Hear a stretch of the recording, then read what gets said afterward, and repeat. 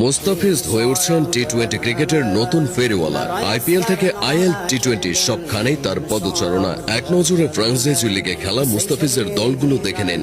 আইপিএলে মুস্তাফিজ হায়দ্রাবাদের হয়ে খেলেছেন মুম্বাইয়ের হয়ে, এরপর রাজস্থান ও দিল্লি হয়ে তিনি খেলেছেন ধোনির চেন্নাইয়ে। সবশেষ ফিসকে চড়া দামে দলে নিয়েছে Kolkata. Pakistan Super League PSL এ তিনি খেলেছেন লাহোর কালান্দার্সের হয়ে।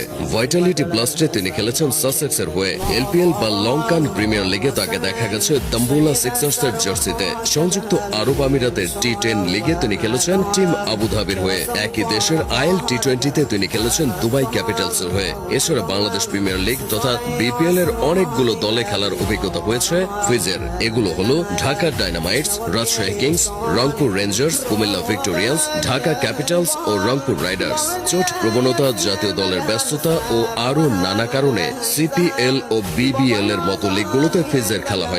ভবিষ্যতে হয়তো সেটাও হয়ে যাবে।